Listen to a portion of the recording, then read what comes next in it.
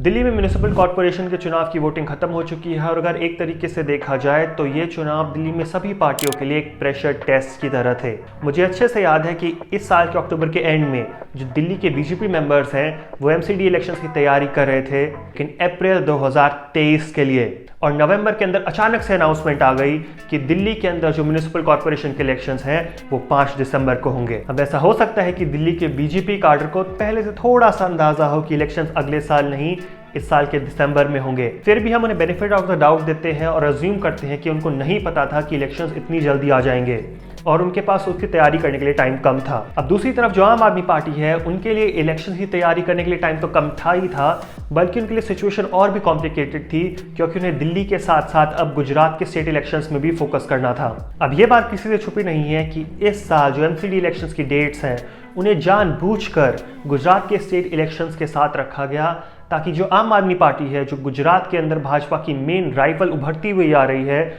उनका ध्यान दिल्ली और गुजरात में भटका रहे। लेकिन फिर भी इतने कम टाइम और कॉम्प्लिकेटेड सिचुएशन होने के बावजूद इन एमसीडी इलेक्शंस के अंदर जो आम आदमी पार्टी के प्रोमिसेस हैं और उन प्रोमिसेस की कम्युनिकेशन है वो भारतीय जनता पार्टी से बहुत बेहतर रही है। एमसीडी इलेक्शंस के अनाउंसमेंट होते ही पूरी दिल्ली को केजरीवाल की 10 गारंटियों के बारे में पता था, जिसमें से सबसे ऊपर थी दिल्ली को साफ करना, जो एमसीडी का मेन काम है और पिछले 15 साल में बीजेपी बुरी तरीके से फेल हुई है। इसी के साथ साथ केजरीवाल ने ओखला, गाजीपुर और भलासमा में जो कूड़े के पहाड़ हैं उन्हें कम करने का भी प्रॉमिस दिया। अगर आप दिल्ली से हैं तो आपको ये बात पता होगी, लेकिन अगर आप दिल्ली के बाहर से हैं तो मैं आपको बता दूं कि दिल्ली के लोग कूड़े से चिढ़ते हैं, लेकिन उससे भी ज्यादा नफरत वो इन 3 कूड़ों के पहाड़ों से करते हैं। हर फ्राइडे की शाम को ज्यादातर दिल्ली पहाड़ों में, मतलब हिमाचल प्रदेश और उत्तराखंड के अंदर वेकेशन बनाने जाती हैं या फिर हरियाणा और उत्तर प्रदेश में अपने घर जाती हैं, और जब वो संडे की शाम को दिल्ली वापस आते हैं तो सबसे पहले इन 3 कूड़ों के पहाड़ को देखते हैं और उन्हें जमकर गालियां देते हैं। अब ये बात सबको पता है कि दिल्ली के लोग इन कूड़ों के पहाड़ों से कितनी नफरत करते हैं।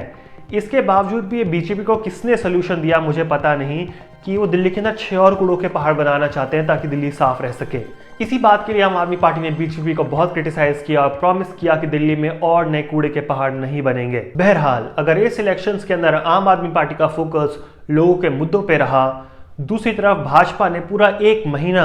आम आदमी पार्टी को झूठा और करप्ट साबित करने के चक्कर में ही गुजार दिया। दिल्ली वाले बीजेपी को एमसीडी में पिछले 15 साल से देख रहे हैं और इतने टाइम के बाद एक बदलाव की इच्छा काफी नेचुरल है, लेकिन इस इलेक्शंस के अंदर जो भारतीय जनता पार्टी है वो लोगों को ये कम्युनिकेट करने में असफल रही कि वो कैसे अगले 6 सालों के अंदर दिल्ली को एमसीडी के थ्रू ट्रांसफॉर्म करेंगे और इस शहर को नेक्स्ट लेवल पे लेके जाएंगे।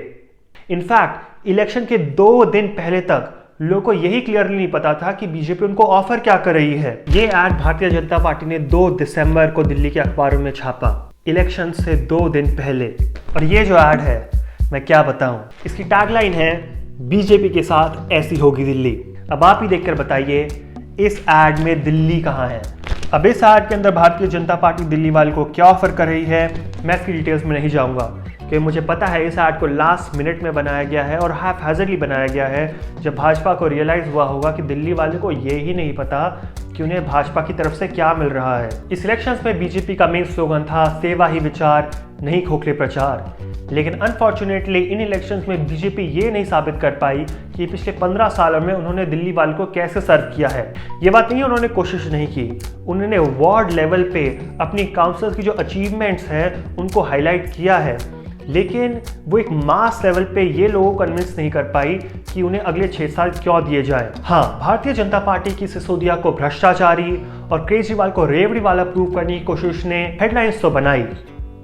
लेकिन शायद भाजपा वाले ये भूल गए कि दिल्ली वालों को रेवड़ियां बहुत पसंद है,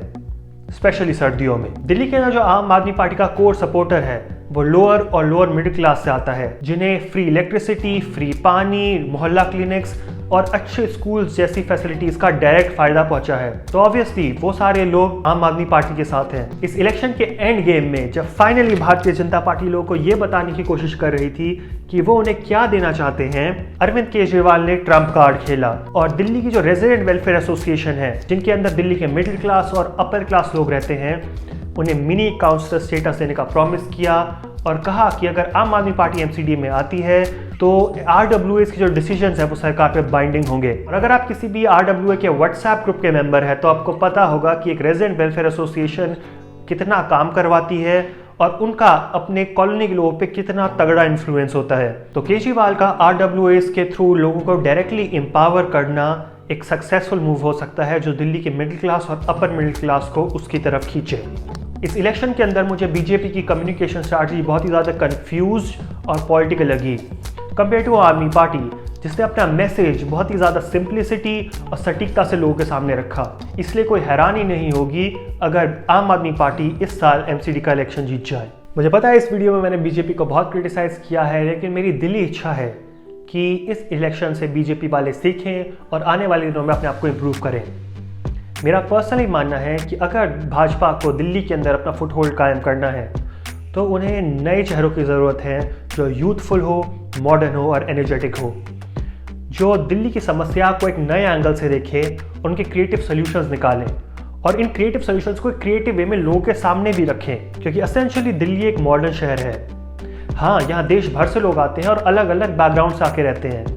लेकिन एक बार यहाँ की जो बस जाता है वो अपने आप को एक मॉडर्न आउटलुक से देखना शुरू कर देता है। इसलिए जब भी आप दिल्ली वालों को दिल्ली से बाहर देखेंगे तो उनमें एक हल्का सा एटीट्यूड होगा। इसलिए ज़रूरी है जो दिल्ली के लीडर्स हैं वो दिल्ली वालों के इसी मॉडर्न एटीट्यूड को रिफ्लेक्ट करें और बीजेपी वालों को ऐसे ही लीडर्स की ज़रूरत है। Thank you everyone for coming over to my vlog and I will see you soon.